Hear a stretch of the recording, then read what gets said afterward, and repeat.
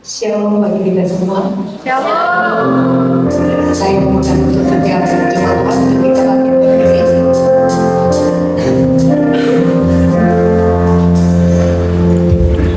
Sebelum kita memulai ibadah kita pada pagi hari ini, mari berikan senyuman kiri kanan yang terbaik dan termanis. Katakan, aku sangat bersuka cita dan aku tidak memberikan kepada Tuhan. Saya percaya setiap kita pada pagi hari ini rindu membawa persembahan yang hidup di hadapan Tuhan, sumpah yang dari setiap hati kita, sebab kita sungguh percaya penyertaan Tuhan sungguh sempurna dalam seluruh kehidupan kita. Mari kita bersatu di dalam doa.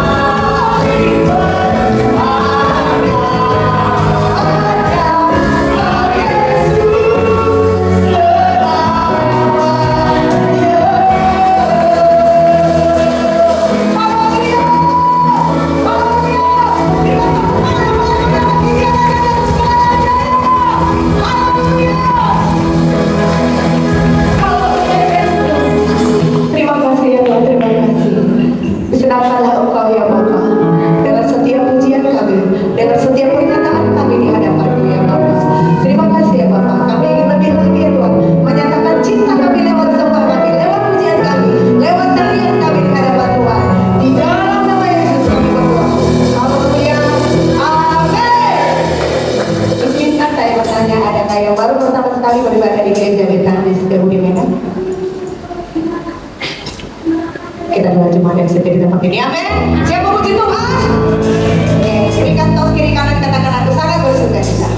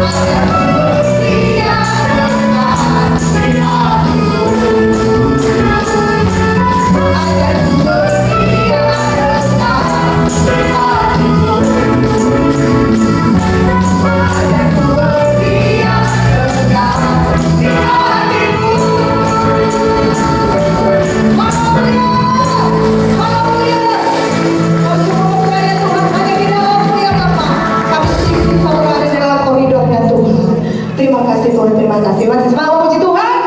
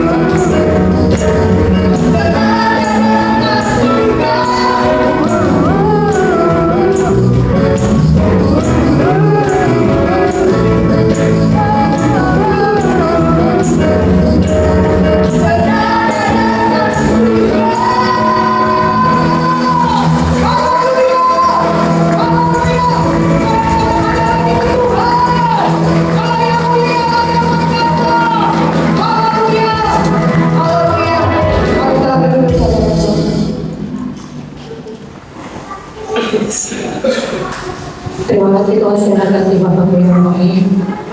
Kami telah memuji menyembah juga. Semoga dari Tuhan kami memberikan kebenaran firman Tuhan.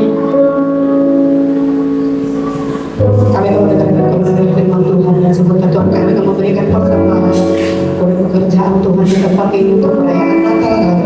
Kami percaya Pak Allah yang memberkati umat-Nya di dalam mendengarkan kebenaran firman Tuhan dan dalam memberikan persembahan. Terima kasih Bapak, kami siap Tuhan di dalam nama Yesus kami berdoa semua. Amin.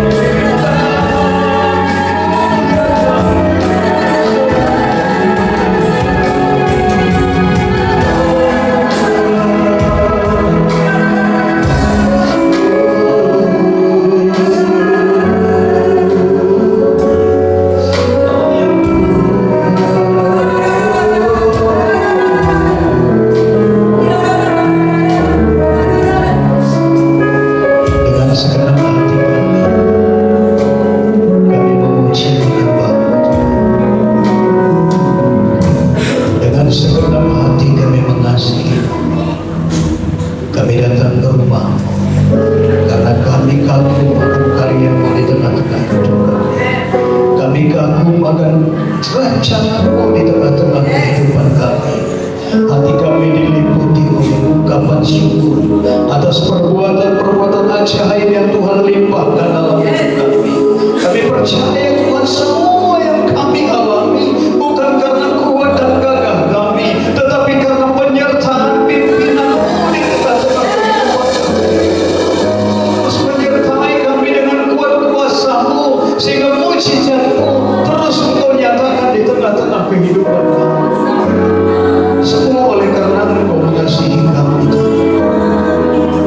Kasih-Mu tidak terbatas, dan itulah yang boleh kami rasakan, itulah yang boleh kami alami, itulah yang boleh kami lihat di tengah-tengah kehidupan kami. Bahkan sekalipun kami diperhadapkan kepada persoalan pergumulan, kami tahu Engkau Bapa tidak pernah merancangkan yang tidak baik dalam hidup kami.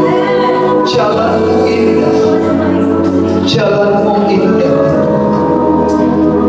Terima kasih buat kehadiran-Mu pada pagi hari ini.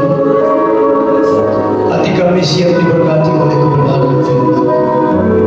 Berikan kami hikmat, urapi dengan urapan yang baru, sehingga ketika kami mendengarkan sabda, kami mampu memahami dengan hikmat. Bahkan kami diberikan kapasitas untuk menjadi pelaku kebenaran firman, sehingga setiap kami umat-Mu di tempat ini menjadi umat yang menjadi saksi-Mu, memberitakan kebesaran Tuhan di tengah-tengah kehidupan kami. Terima kasih Bapa. Di dalam nama Yesus, kita yang siap mendengarkan sabda Tuhan, sama-sama kita katakan amin. Silakan duduk Bapak Ibu. Shalom. Semuanya boleh bersemangat pada pagi hari ini, amin. Setiap kita harus menjaga spirit dalam diri kita. Setiap kita harus menjaga semangat kita, karena kita tahu di luar sana ada begitu banyak orang yang kehilangan semangat dalam hidupnya. Dan sesungguhnya firman Tuhan pun akan mengingatkan kita pada pagi hari ini, Tuhan tidak berkenan kepada orang yang kehilangan semangat dalam hidupnya. Kita buka firman Tuhan dalam kitab Zefanya 2, kita baca ayat 1 sampai dengan ayat 3. Zefanya 2 ayat 1 sampai dengan ayat 3.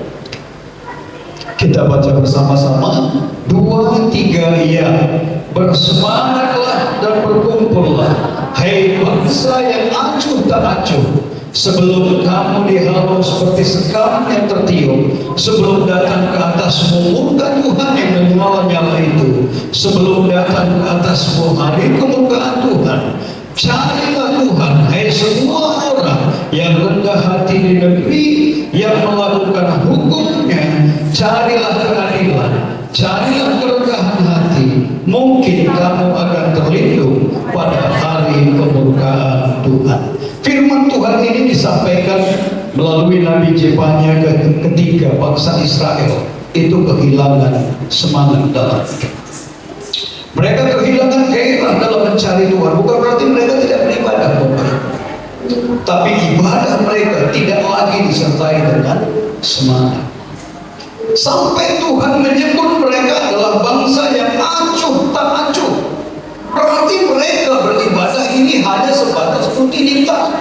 Kehilangan muatan kasih dalam ibadah mereka, kehilangan gairah dalam ibadah mereka.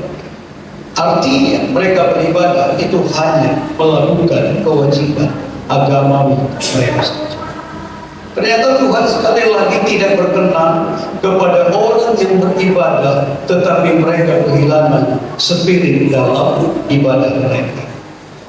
Sebagai anak-anak Tuhan, kita harus menyadari bahwa dampak dan mengikut Tuhan, dampak mengiring Tuhan, tidak semuanya instan, Bapak Ibu.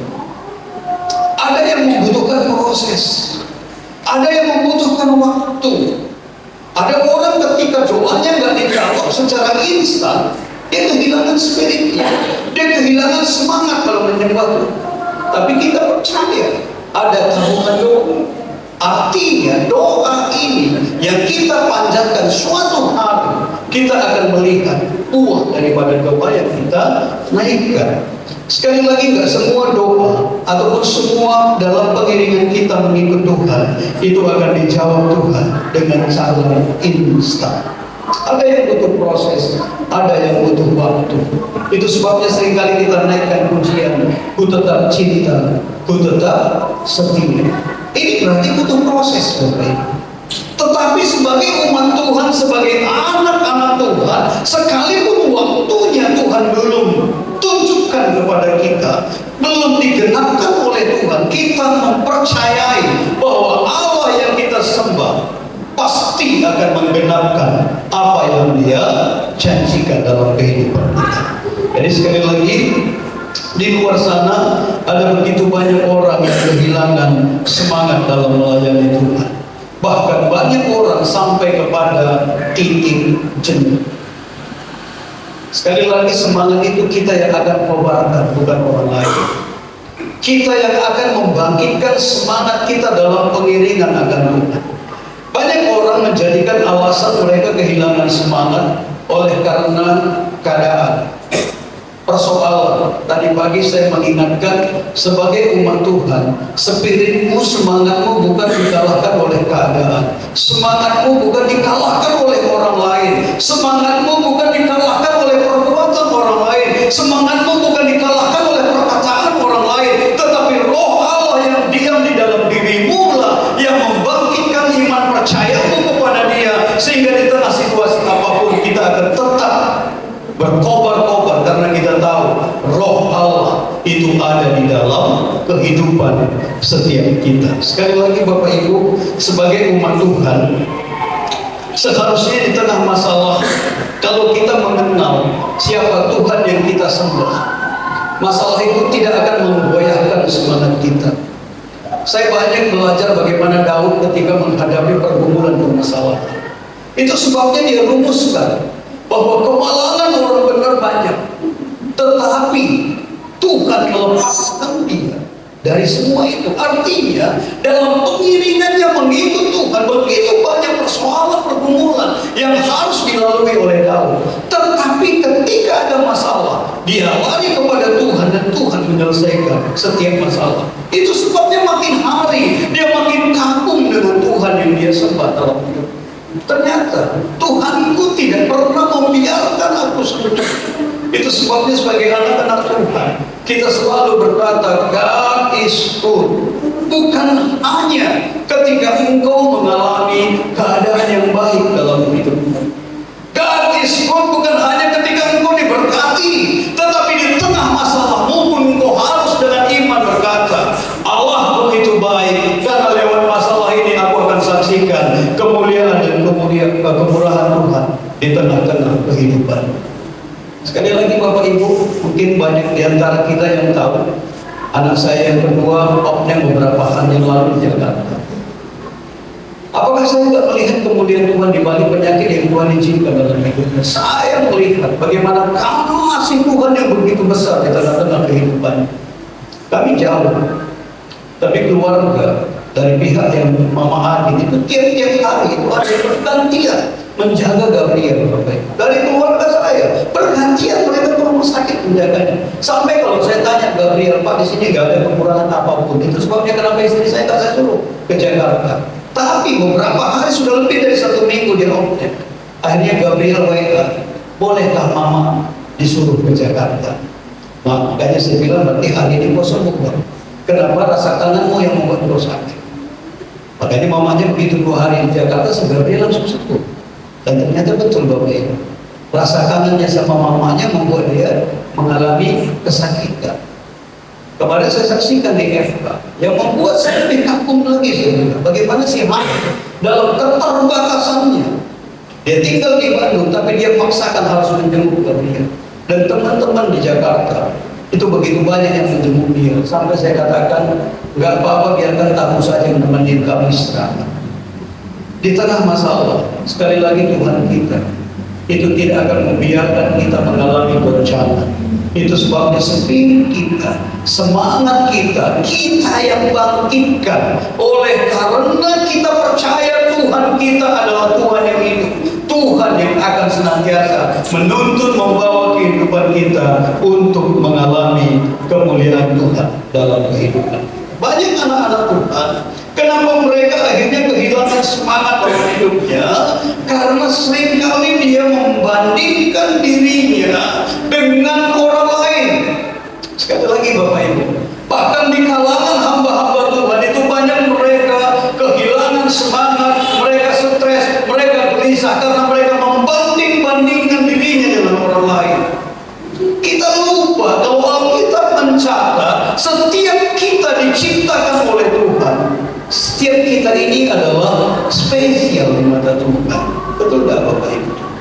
Kenapa sampai bangsa ini, bahkan sampai dunia menggunakan sidik jari? Karena dengan sidik jari tidak ada sidik jari orang yang sama, sekalipun dia berubah. Ini menunjukkan setiap orang di mata Tuhan itu diciptakan spesial. Kita ini spesial. Jangan bandingkan dirimu dengan orang lain. Kalau untuk membangkitkan semangat, yes. Tapi seringkali orang bandingkan dirinya dengan orang lain, kemudian meratapi keadaannya. Itu yang membuat kita semakin hari semakin kehilangan gairah di dalam melayani Tuhan. Seorang pemazmur yang bernama Asaf, dia hari-hari hidup itu di bait Allah. Alkitab mencatat bahkan dia sebagai pemimpin pujian. Apa yang terjadi dengan Asaf? Ketika dia mulai banding-bandingkan dirinya dengan orang lain, bahkan Asaf sendiri berkata, satu langkah lagi aku akan tergelincir. Dia lihat orang yang tidak ikut Tuhan, tapi mereka sombong. Di tengah kesombongannya dia diberkati, di tengah kesombongannya dia sehat. Sehingga ini membuat dia itu merasa, ngapain aku ikut Tuhan? Dia lupa. Maka Asaf sebelum tergelincir itu mencari jawabannya di hadapan Tuhan. Dan Tuhan mulai tunjukkan. Itu sebabnya Asaf akhirnya berkata, sekalipun dagingku harus lenyap, Tuhanku tetap membantu sampai selama-lamanya. Jadi sekali lagi Bapak Ibu, jangan banding-bandingkan diri kita dengan orang lain. Saya baca di Mazmur 73 ayat 2 sampai dengan 3. Inilah perkataan Asaf pada saat itu. Tetapi aku sedikit lagi, maka kakiku terpleset, nyaris aku tergelincir, sebab aku cemburu kepada pembual-pembual kalau aku melihat kemujuran orang-orang fasik. Setiap kita sekali lagi Tuhan ciptakan berbeda. Bayangkan murid Tuhan Yesus, semuanya berbeda, nggak ada yang sama yang Tuhan pilih. Petrus menggebu-gebu. Karena apa? Karena unik di mata Tuhan. Dia spesial di mata Tuhan. Kemudian kita lihat bagaimana Thomas yang selalu butuh bukti. Tuhan tidak marah dengan dia. Itu karakternya. Tuhan ciptakan dia spesial dengan kondisi yang sama. Bagaimana kita lihat Yakobus, kemudian yang terus menuntut keteladanan, pelaku firman dalam kehidupannya. Tapi juga ada seperti Yohanes yang terus melilit kebenaran firman Tuhan dalam hidupnya. Tapi perhatikan ada juga yang meleset, yang akhirnya seperti Yudas Iskariot. Setiap orang dipilih oleh Tuhan, maka saya teramat percaya kalau kita mau merenungkan dalam hidup ini, ada tujuan Tuhan yang harus digenapkan dalam kehidupan. Sekali lagi, bukankah firman Tuhan berkata, bukan kamu yang memilih aku, tetapi aku yang memilih kamu. Kalau kita saja memilih, pasti kenapa kita pilih ini ada tujuan kita. Kalau Tuhan memilih kita, harusnya kita sadar kita ini adalah umat yang dipilih oleh Tuhan. Maka di tengah persoalan pergumulan apapun yang kita hadapi, semangat yang kita miliki tidak mungkin kendor. Tapi kita akan terus melihat kepada rancangan Tuhan di tengah-tengah kehidupan kita. Mengikut Tuhan, sekali lagi itu bukan sebatas aktivitas rutinitas. Mengikut Tuhan itu harus dibarengi dengan sebuah tekad dalam diri kita. Aku hendak menjadi pelaku firman dalam hidup. Kita harus memiliki satu kerinduan, genapkan apa yang menjadi kehendakmu dalam hidup. Jadi ibadah itu bukan rutinitas, bukan karena hari Minggu kita ibadah, bukan, tapi karena kita mau menyenangkan hati Tuhan dalam hidup kita. Tuhan, ini hidupku, pakai aku menurut kehendakmu. Suatu saat bangsa Israel itu pernah ditegur oleh Tuhan Yesus di dalam Matius 15 ayat 7 sampai dengan ayat 9. Apa yang Tuhan Yesus katakan di dalam Matius 15 ayat 7 sampai dengan 9? Tuhan mengingatkan mereka, sekalipun orang mengikut Tuhan, Alkitab ini catat, hatinya jauh daripada. Ternyata banyak orang yang ikut Tuhan, tapi hatinya jauh dari Tuhan, Bapak. Ternyata Tuhan paham dengan kondisi ini. Tuhan mengerti dengan orang-orang yang seperti ini, makanya diingatkan. Jangan engkau mengikut Tuhan, tapi hatimu jauh dari Tuhan. Yang Tuhan inginkan kalau kita mengikut Dia, maka seluruh kehidupan kita itu bergantung penuh kepada Tuhan. Kemudian kalau kita lanjut, maka firman Tuhan ini mengingatkan apa? Manusia itu lebih mengikuti, lebih mematuhi aturan yang dibuat oleh manusia dibandingkan dengan aturan yang dibuat oleh Tuhan. Saya selalu mengingatkan begini, ketika kita menghadapi suatu case atau dilema atau suatu pergumulan atau apapun yang kita hadapi dalam hidup, bukankah firman Tuhan itu adalah jawaban bagi kita? Tidak ada satu problem pun yang Alkitab belum jawab dalam kehidupan kita. Itu sebabnya kita harus memahami kebenaran firman. Nah, apakah pada saat mempraktekkan, menjalani kehidupan ini, kita lebih condong mengikuti logika kita, perkataan orang lain, ataukah kita lebih condong kepada kebenaran firman?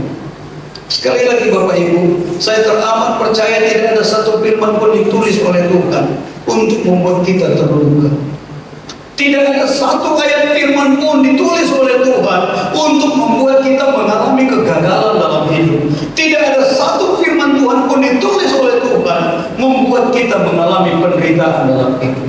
Tetapi seluruhnya Dia tulis untuk kebaikan setiap kita dalam menjalani kehidupan ini. Alkitab mencatat dengan sederhana, serahkan khawatirmu kepada Aku, maka Aku akan memelihara kamu. Apa yang membuat kita stres? Apa yang membuat kita lelah menjalani hidup? Karena kita tidak mengikuti apa kata firman. Padahal Tuhan memberikan jawaban, kesusahan sehari cukup untuk sehari, karena besok akan datang kesusahan yang lain. Tuhan tahu yang terbaik dalam kehidupan kita, tetapi kita seringkali lebih menuruti perintah manusia daripada perintah Tuhan dalam kehidupan. Kita mulai belajar mengaplikasikan kebenaran menurut firman, dan saya teramat percaya Bapak Ibu, rancangan Tuhan sekali lagi adalah untuk kebaikan kita. Mungkin beberapa hari yang lalu saya tulis, saya pelayanan di Surabaya. Kalau secara fisik itu mungkin kenapa selesai ibadah pertama saya harus baptis orang, masuk ibadah kedua, masuk ibadah ketiga. Tapi besoknya Tuhan kasih bonus, dan saya nggak tahu bonusnya itu ada Bapak. Kemudian mereka tanya, Bapak mau jalan-jalan kemana? Karena kalau hari Senin saya biasa libur.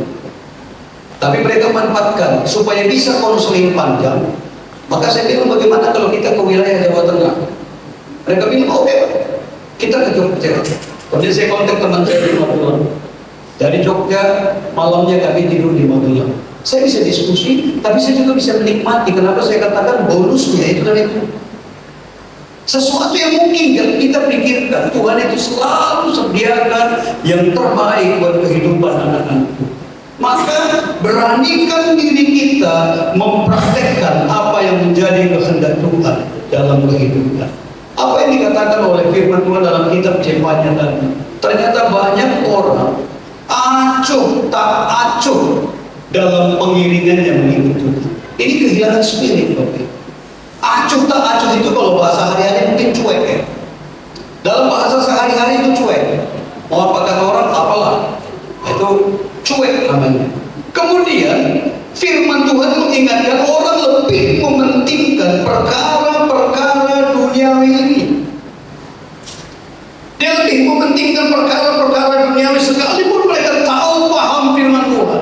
Tetapi carilah dahulu kerajaan Allah dan kebenarannya, maka semua itu akan ditambahkan kepadamu. Artinya, apa yang dicari oleh bangsa-bangsa Tuhan akan tambahkan.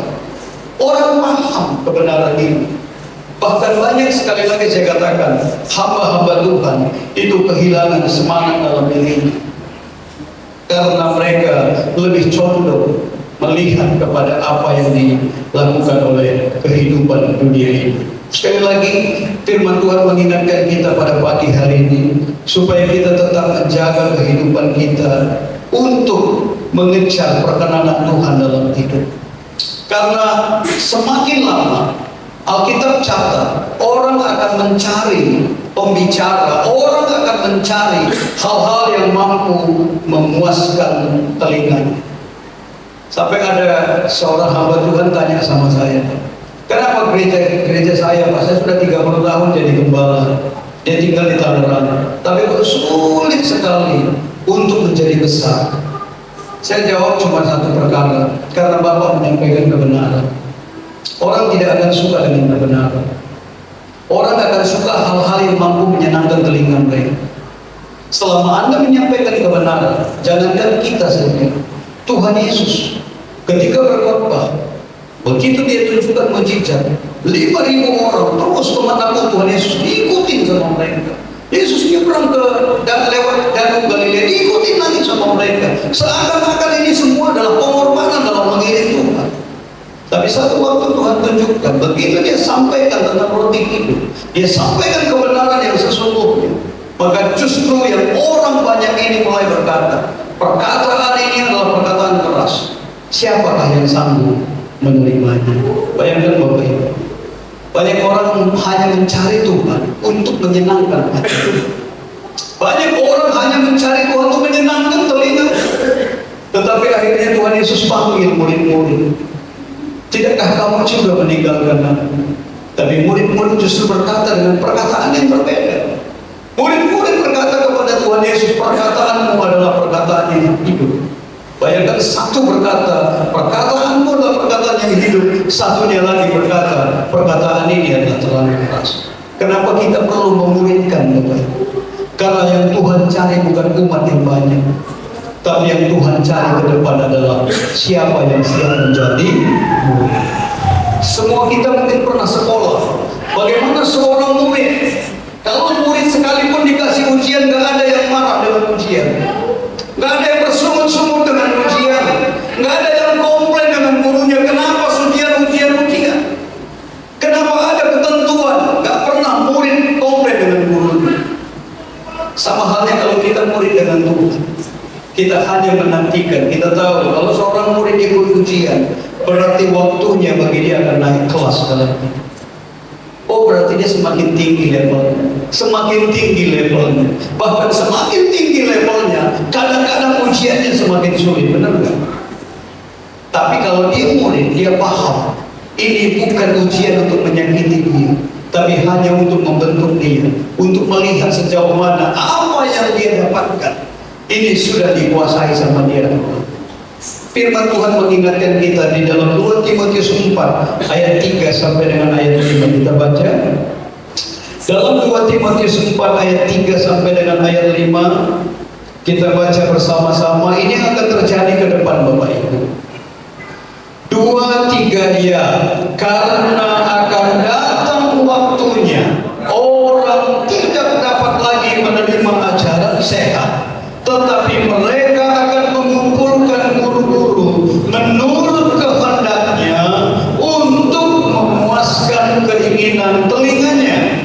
Mereka akan memalingkan telinganya dari kebenaran dan membukanya bagi dongeng. Tetapi kuasailah dirimu dalam segala hal, sabarlah menderita, lakukanlah pekerjaan pemberita Injil, dan tunaikanlah tugas pelayanan. Hari-hari ini kalau Bapak lihat di YouTube, bagaimana pengajaran-pengajaran yang keluar dari kebenaran, tapi orang akan senang dengan itu. Orang mulai katakan, mungkin baru-baru ini angkatan besar di Indonesia, 2033 Yesus akan datang kedua kalinya. Dan orang tepuk tangan, saya bingung. Alkitab jelas catat, Yesus saja nggak tahu waktunya, kok ini hamba Tuhan tahu. Tapi memang orang senang dibohongi. Kenapa? Menyenangkan telinganya. Banyak hamba-hamba Tuhan bernubuat, sebenarnya Tuhan gak pernah berbuat sama dia, tapi dia ingin menyenangkan telinga orang.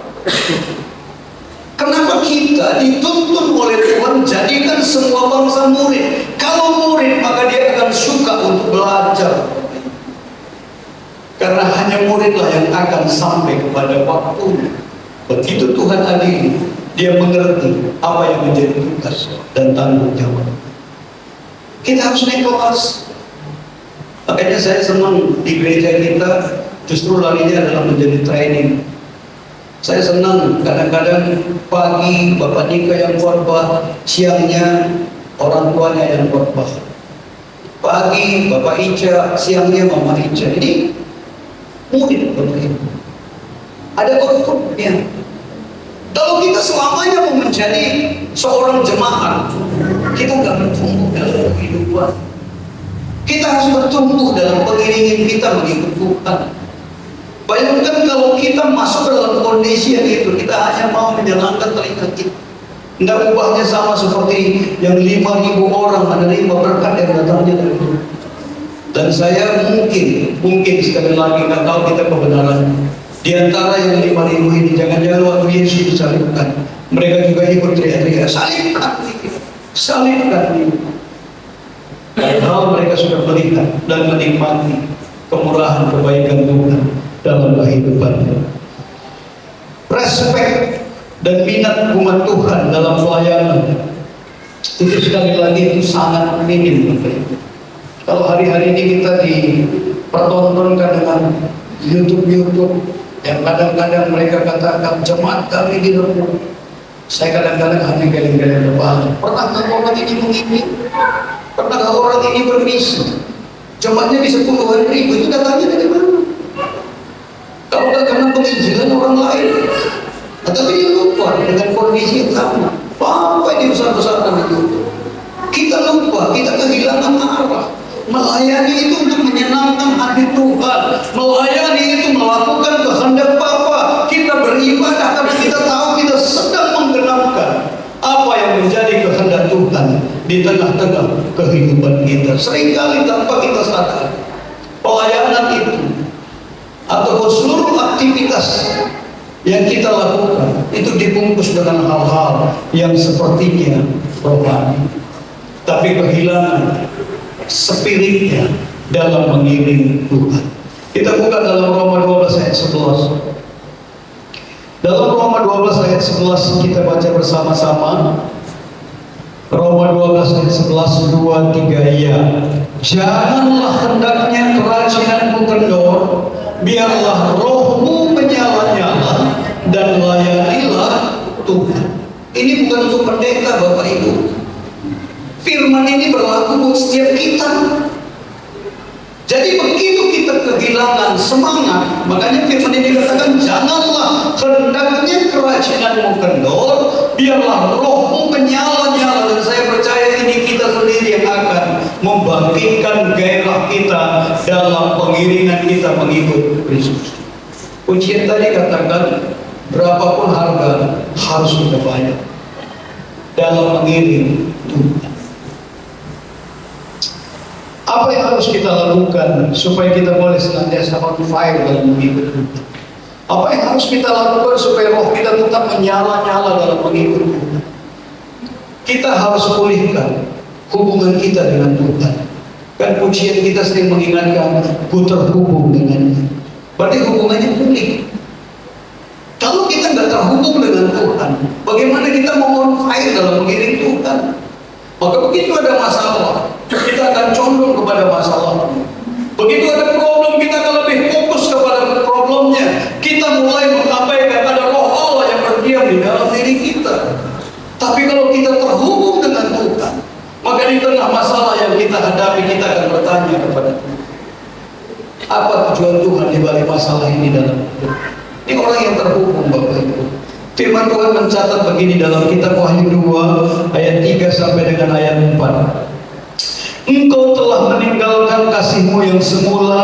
Sebab itu ingatlah betapa dalamnya engkau telah jatuh. Bertobatlah dan lakukanlah lagi apa yang semula engkau lakukan. Ternyata Tuhan menginginkan kita semua mampu membangkitkan kasih kita kepada Tuhan seperti kasih yang semula. Jangan izinkan keadaan masalah apapun justru itu akan melemahkan iman percaya kita kepada Tuhan.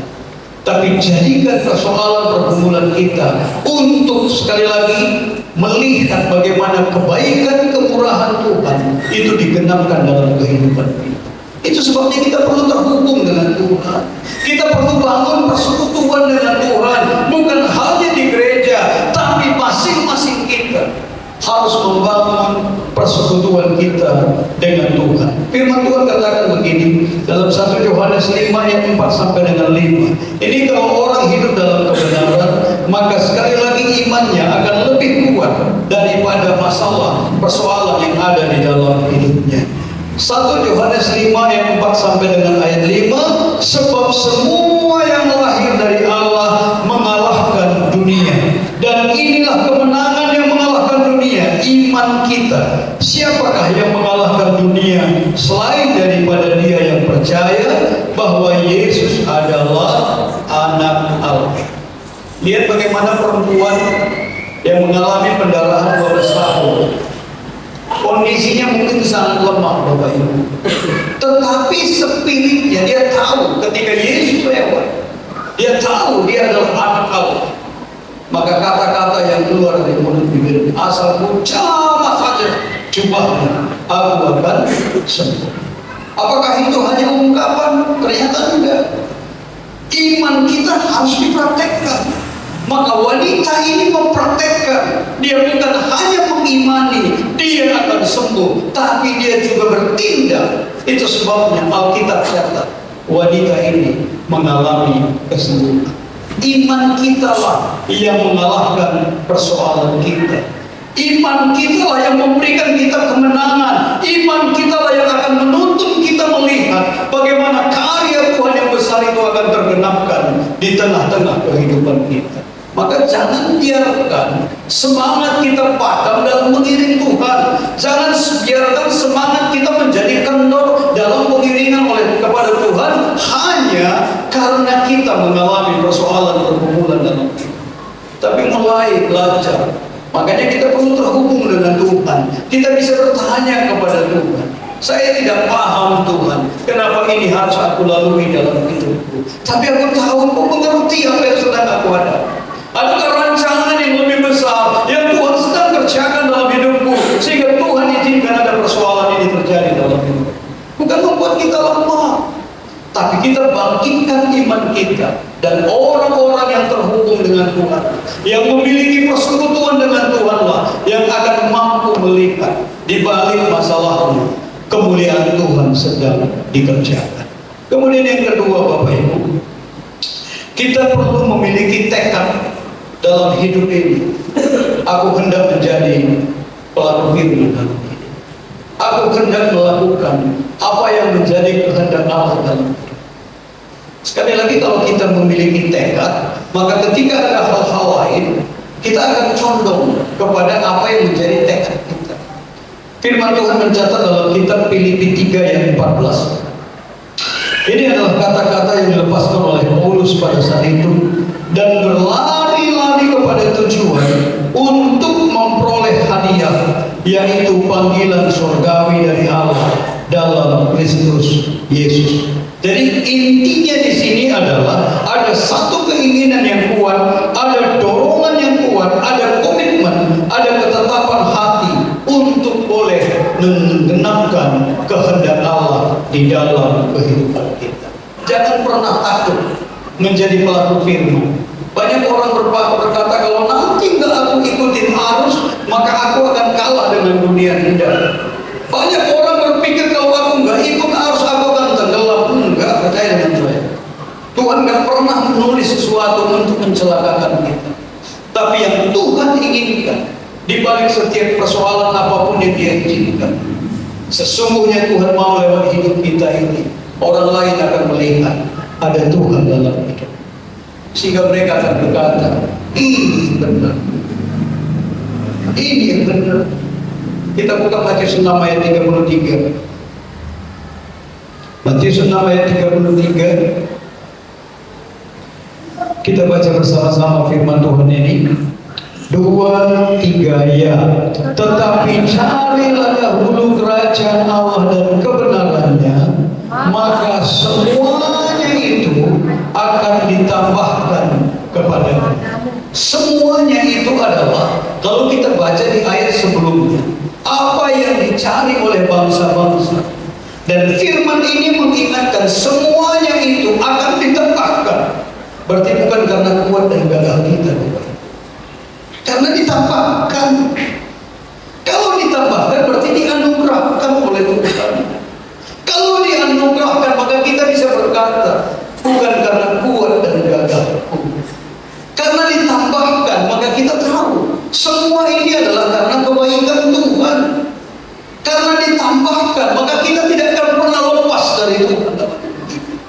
Karena kita menyadari semuanya bukan karena kita, tapi karena pertolongan, tuntunan, kehendak Bapa yang membuat kita sampai kepada titik itu dalam kehidupan kita.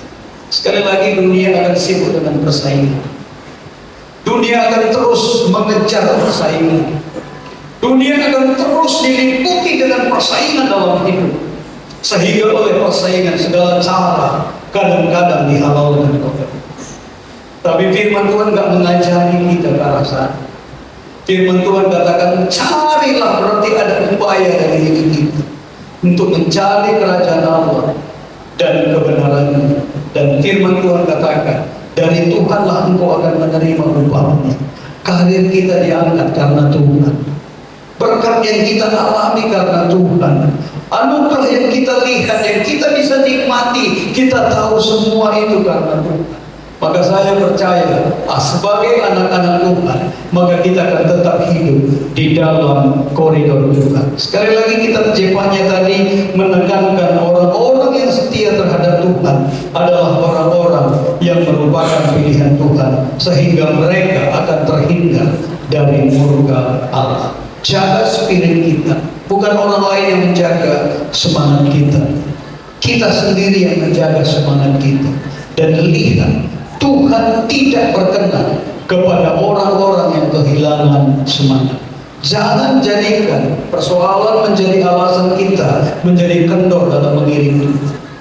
Jangan jadikan masalahmu menjadi pembenaran diri untuk mengalami kehilangan semangat dalam hidup. Itu merugikan diri sendiri, Bapak. Itu merugikan kita, merugikan keluarga kita, merugikan waktu yang Tuhan sudah tetapkan dalam hidup kita. Tapi kalau kita tetap semangat dalam mengiring Tuhan, izinkan waktunya Tuhan yang membawa kita melihat, mengalami apa yang Dia janjikan dalam kehidupan ini. Mari kita bangkit berdiri.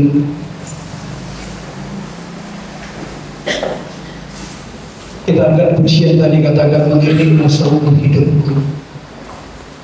Tanpa pengiringan kita mengikut Tuhan, kita tidak akan pernah melihat bagaimana kemuliaan Tuhan akan nyata dalam hidup kita.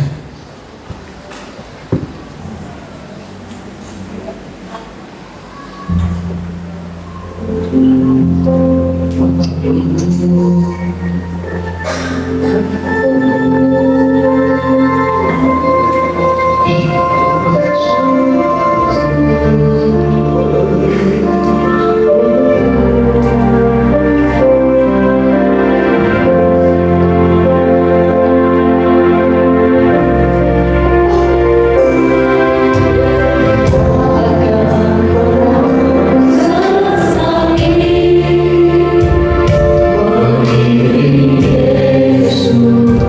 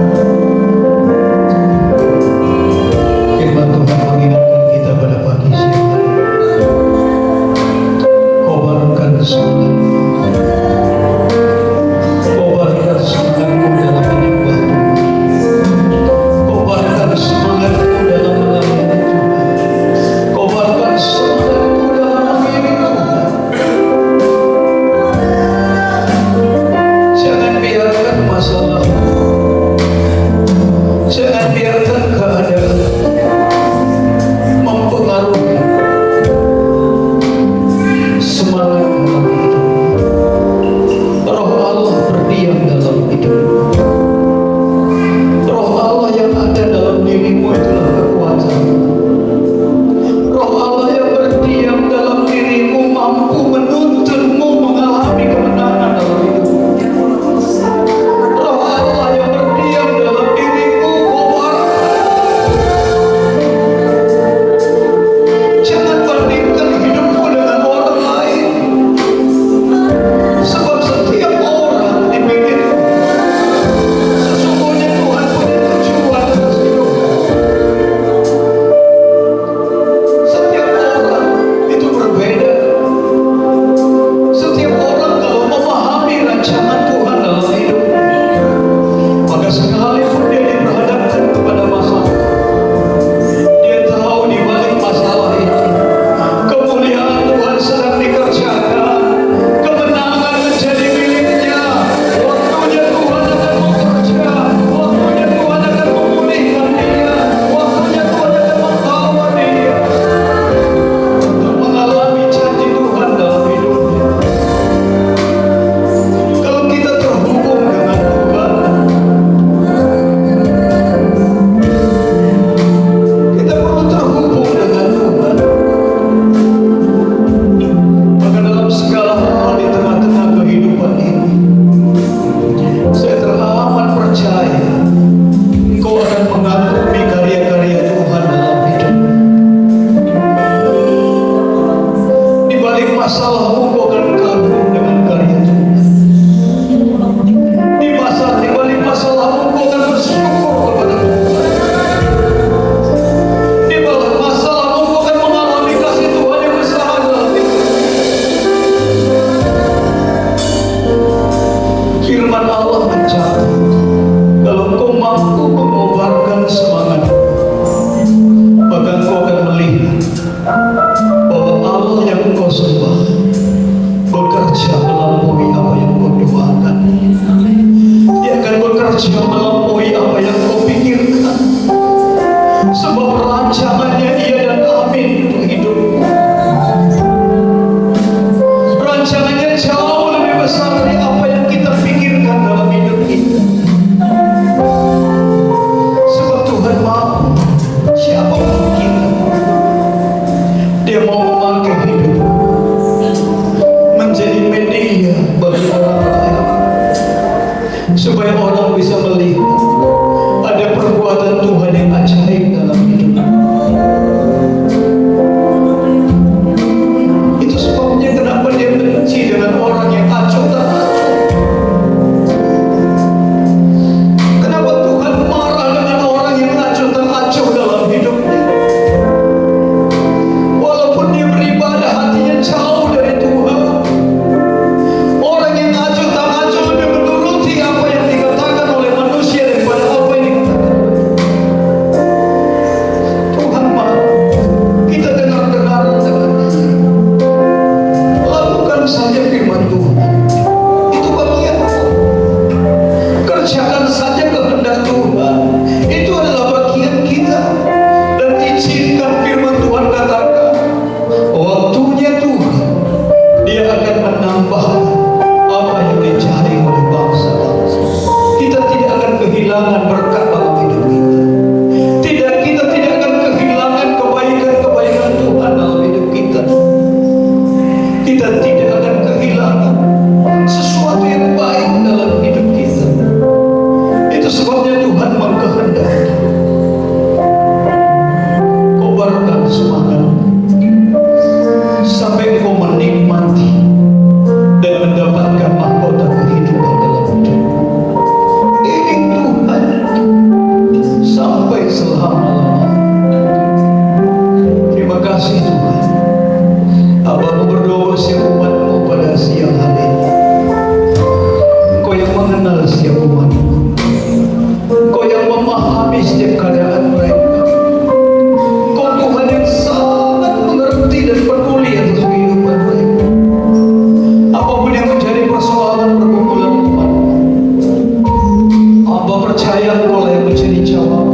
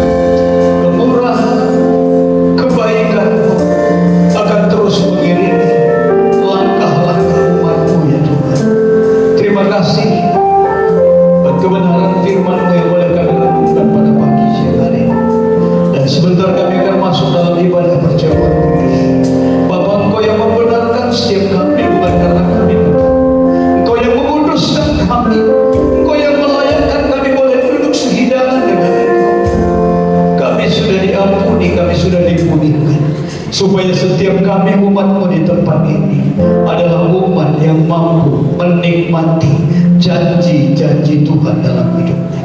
Terima kasih Bapa. Kau memberkati hamba-hamba-Mu yang akan ambil bagian dalam perjamuan kudus pada siang hari ini. Dalam nama Yesus kami mengucap syukur berdoa. Amin.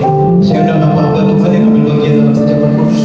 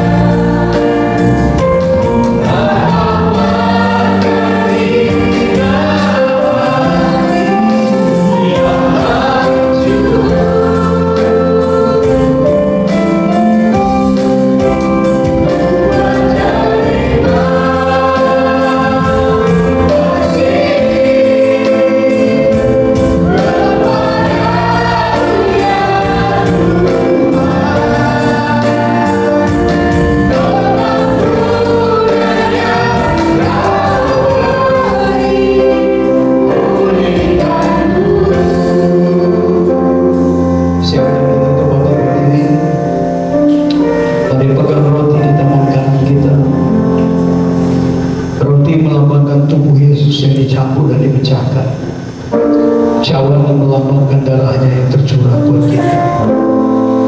Pada siang hari ini imani, ketika kita memakan roti ini, maka tubuh kita sehat di dalam Kristus. Dari kehidupan kita akan menjadi berkat bagi banyak orang.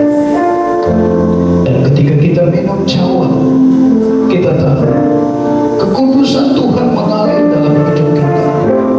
Kita adalah orang-orang yang dibenarkan, orang-orang yang mengalami janji Tuhan di tengah-tengah kehidupan ini. Mari angkat roti di tangan kanan kita. Sebab apa yang telah kuteruskan kepadamu telah aku terima dari Tuhan, yaitu bahwa Tuhan Yesus pada malam waktu ia diserahkan mengambil roti, dan sesudah itu ia mengucap syukur atasnya. Ia memecah-mecahkannya dan berkata, inilah tubuhku yang diserahkan bagi kamu. Perbuatlah ini menjadi peringatan akan aku. Bapak Ibu Saudara yang terkasih dalam nama Yesus, bukankah roti yang atasnya kita mengucap syukur adalah persekutuan kita dengan tubuh Kristus? Makanlah dalam nama Tuhan Yesus.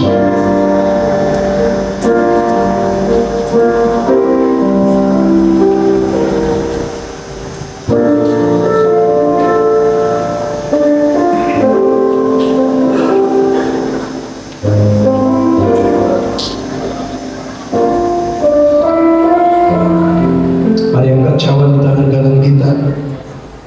Demikian juga yang mengambil cawan sesudah makan lalu berkata, cawan ini adalah perjanjian baru yang dimeteraikan oleh darahku. Perbuatlah ini setiap kali kamu meminumnya menjadi peringatan akan aku. Bapak Ibu, bukankah cawan yang atasnya kita mengucap syukur adalah persekutuan kita dengan darah Kristus?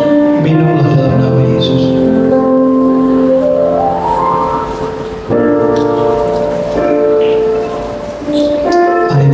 Syukur kita di hadapan Tuhan.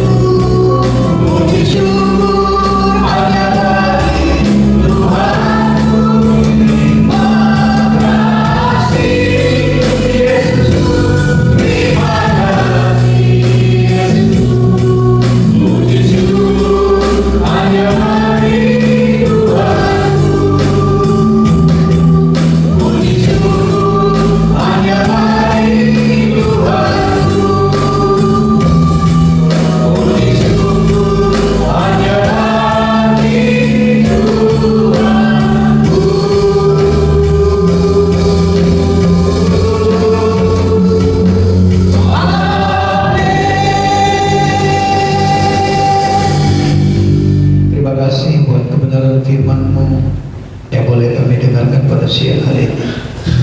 Lewat perenungan firman, biarlah setiap kami dimampukan untuk menjaga spirit kami dalam mengiring Engkau ya Tuhan. Kami tahu dalam mengiring Tuhan tidak semua berkat akan kami dapat dengan instan. Ada hal-hal yang Tuhan izinkan untuk kami alami. Kami harus dimampukan melewati proses sampai kami melihat kemuliaan dinyatakan di tengah-tengah kehidupan kami. Bangkitkan semangat kami di dalam Engkau, sebab Engkau Bapa yang tidak pernah kekurangan cara untuk menolong, memberkati kami, menuntun kami Tuhan, sebab kebaikan-Mu tidak akan pernah lepas dari kehidupan umat-Mu. Terima kasih buat kasih-Mu yang begitu besar. Lewat ibadah perjamuan kudus pada siang ini, kami memandang kepada kasih Bapa yang begitu besar. Lewat salib-Mu, maka bukti karya-Mu begitu nyata dalam kehidupan kami.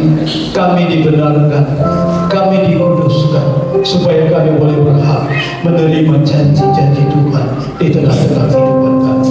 Berkati seluruh umat-Mu Tuhan. Usaha pekerjaan mereka ada di dalam perlindungan Tuhan yang sempurna. Tuhan yang terus memberkati kehidupan mereka, menuntun mereka untuk melihat kemuliaan demi kemuliaan-Mu yang Kau nyatakan dalam hidup mereka. Rumah tangga lepas rumah tangga diberkati oleh Tuhan. Suami mengasihi istri, istri tunduk kepada suami. Anak-anak akan taat kepada kedua orang tuanya. Dan kami percaya anak-anak kami ada dalam pemeliharaan Tuhan. Anak-anak kami adalah anak-anak perjanjian. Anak-anak yang akan mengalami apa yang Kau janjikan di tengah-tengah kehidupan mereka. Bahkan setiap umat-Mu yang terhisap di gereja ini ada dalam pimpinan penyertaan Tuhan, sehingga setiap kami akan Tuhan bawa sampai kepada waktunya mendapatkan mahkota kehidupan yang datangnya daripada Tuhan. Terima kasih Bapa, di dalam nama Yesus kita yang sudah mendengarkan sabda Tuhan, sama-sama kita katakan amin. Silakan duduk Bapak Ibu.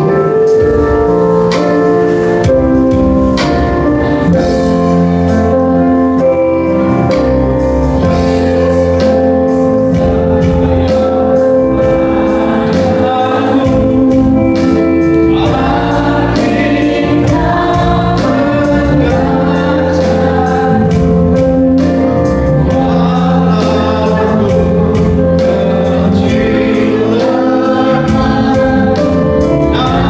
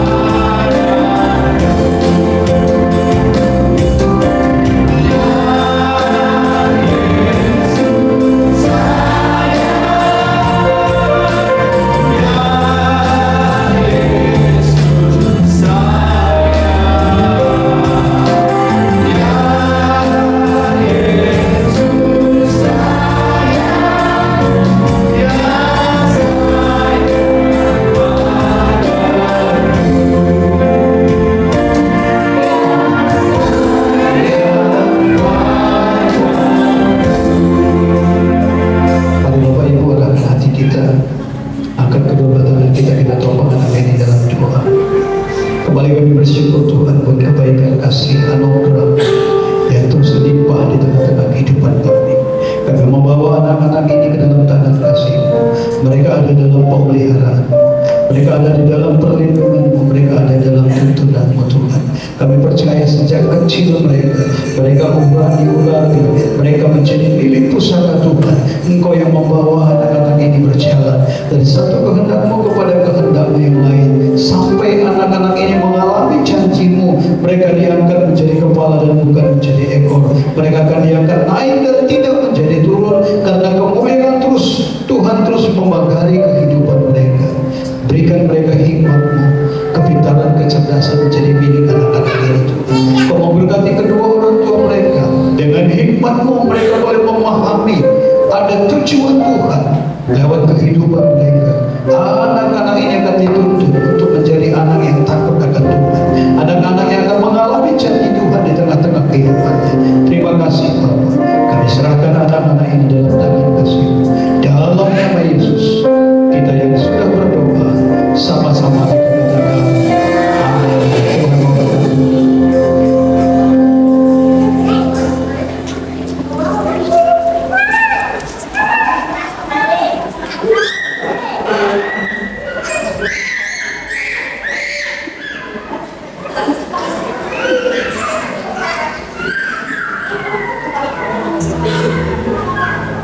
Puji Tuhan, tiba saja kita mendengarkan warta gereja.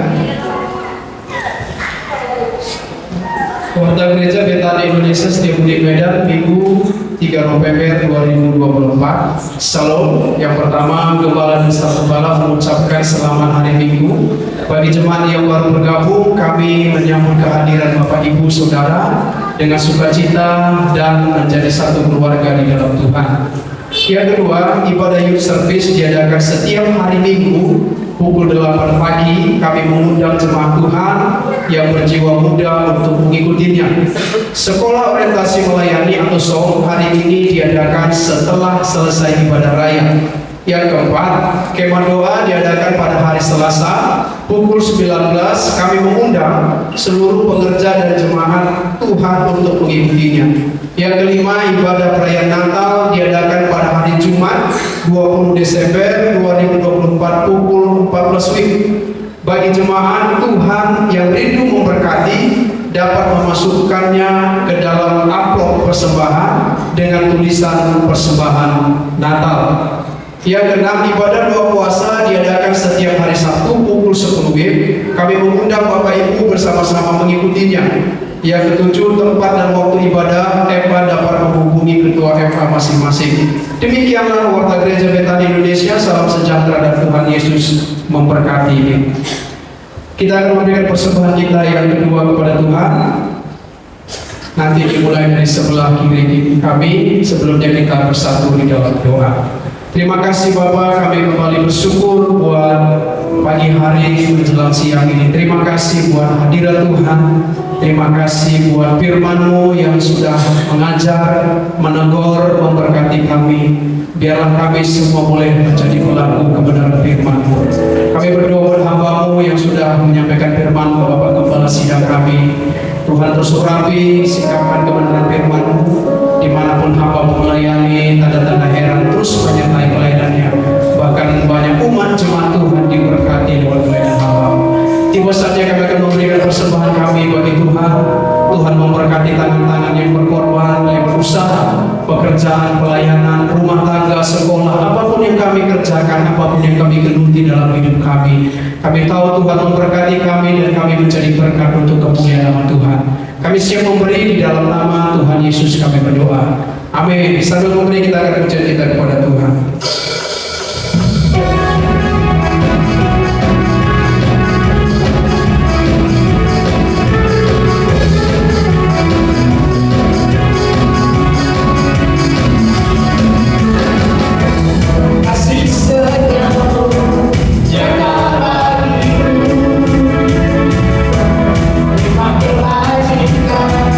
Setiap hari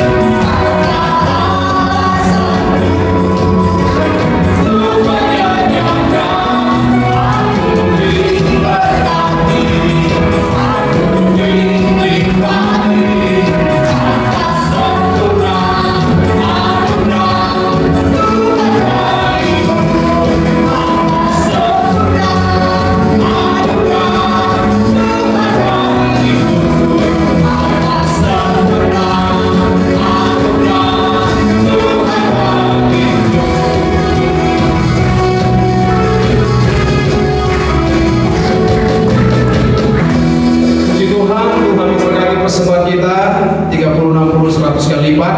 Kita akan tutup ibadah kita naikkan doa syafaat kita bersama-sama. Terima kasih Tuhan, di akhir ibadah ini kami sangat bersyukur Tuhan buat anugerah Tuhan sehingga kami boleh bersama-sama berkumpul di tempat ini memuji, menyembah, memuliakan Engkau.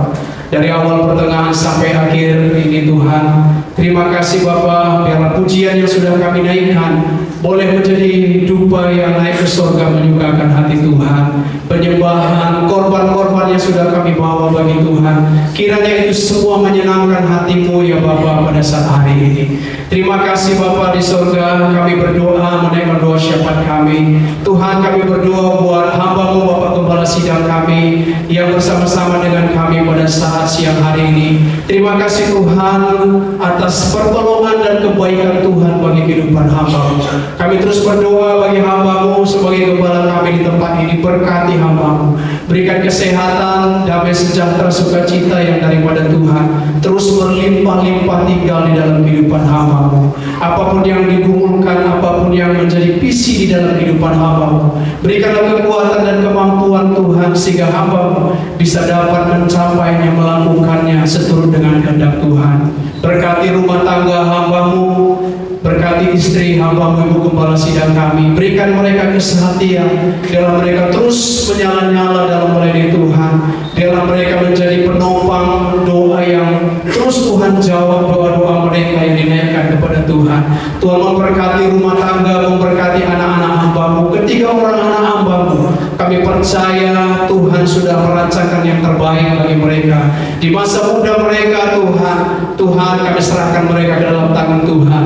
Biarlah mereka menjadi anak-anak yang takut akan Tuhan, anak-anak yang terus melayani Tuhan, mengiring Tuhan dalam kehidupan mereka. Seluruh keluarga besar hamba-Mu, kiranya semua Tuhan memberkati.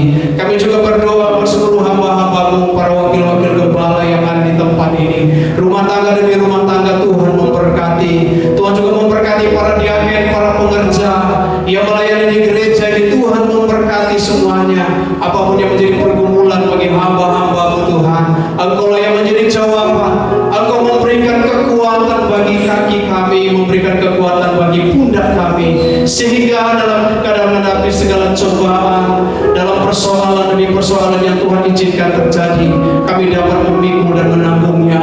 Bahkan kami dapat Tuhan berdiri tegak Tuhan, bahkan kami memperoleh kemenangan terus dalam kehidupan kami. Terima kasih Bapa, terima kasih. Rumah tangga demi rumah tangga seluruh hamba-hamba-Mu kami serahkan ke dalam tangan-Mu.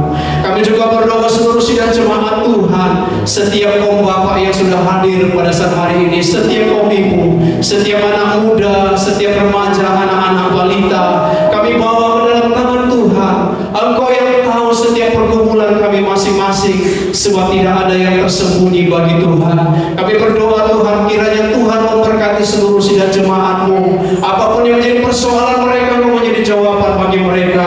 Kami percaya Tuhan yang hadir pada saat hari ini yang membawa sakit penyakit, Tuhan sudah sembuhkan mereka oleh bilur-bilur-Mu. Tuhan sudah memberikan mereka pertolongan jalan keluar dalam kehidupan mereka, sehingga ketika mereka keluar dari tempat ini pulang ke rumah mereka masing-masing, damai sejahtera sukacita yang besar daripada Tuhan terus melimpah-limpah di dalam kehidupan mereka masing-masing. Terima kasih Tuhan. Kami juga berdoa Tuhan buat Sinode tadi, Tuhan memberkati, berkati Bapak Samuel Kusuma Tuhan, berkati keluarganya, berkati rumah tangga, pelayanannya Tuhan kami serahkan ke dalam tangan Tuhan. Kami juga berdoa gereja-gereja yang ada di seluruh Indonesia, secara khusus gereja Betani Tuhan, Tuhan pakai dimanapun gereja ini berada Tuhan, lewat gereja ini nama Tuhan semakin dipermuliakan. Terima kasih Bapak. Kami juga berdoa buat bangsa negara kami Indonesia, Tuhan memberkati bangsa Indonesia ini Tuhan, biarlah Indonesia ini terus ada dalam anugerah Tuhan. Berkati pemerintahan Presiden Bapak Prabowo Tuhan, biarlah senantiasa Indonesia ini semakin dibawa kepada keadaan yang lebih baik. Tuhan berkati Indonesia ini Tuhan, biarlah damai sejahtera-Mu, biarlah kebangunan rohani boleh terjadi di Indonesia ini Tuhan, banyak jiwa yang dimenangkan. Kami juga berdoa Sumatera Utara di mana kami tinggal, berkati Sumatera Utara, berkati kota Medan di mana kami tinggal Tuhan, damai sejahtera, pemulihan, berkat-berkat Tuhan ada atas kota kami. Terima kasih Bapak yang baik. Kalau sebentar Tuhan kami akan berpisah dan pulang ke rumah kami masing-masing. Sebelum kami meninggalkan tempat ini, kami terima berkat seperti yang disampaikan oleh Bapak. Mari Bapak Ibu akan hati kita angkat